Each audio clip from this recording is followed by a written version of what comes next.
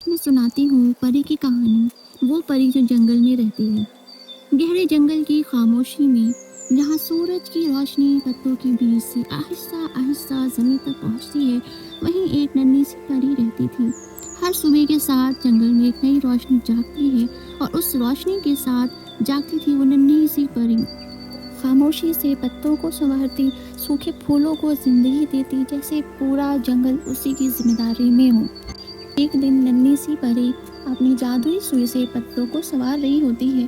तभी अचानक से मौसम बदल जाता है, हवा चलने लगती है। लेकिन उस दिन हवा में एक अजीब सी ठंडक थी। ये हवा अब अचानक से इतनी ठंडी क्यों हो गई? वो साया उसके पास आता है तो वो अपने भवरे दोस्त के साथ जंगल की तरफ जाती है। उस जंगल में एक सबसे पुराना दरख्त था। वो दरख्त जो सदियों से उस जंगल की हिफाजत करता आया था। उस दरख्त में एक रोशनी सी थी। वो रोशनी पूरे जंगल की हिफाजत करती थी, जैसे उस जंगल की जान उस रोशनी में हो। एक परी उस दरख्त के पास पहुंचती है तो वो परी दरख्त के अंदर जाती है, तो जहाँ वो एक रोशनी दिखती है।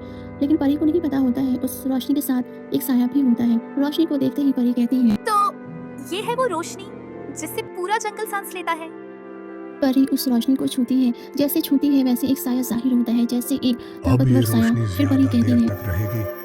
आखिरकार हर चीज जब तक ये सर्दी में रोशनी बाकी खामोश हो है, जाएगी। मैं इस जंगल को खामोश नहीं होने दूंगी। अब सब ठीक हो जाएगा, शायद ये जंगल दोबारा सांस ले सके। वो परी छोटी ज़रूर थी, लेकिन उसका हौसला उस जंगल इतना बड़ा था।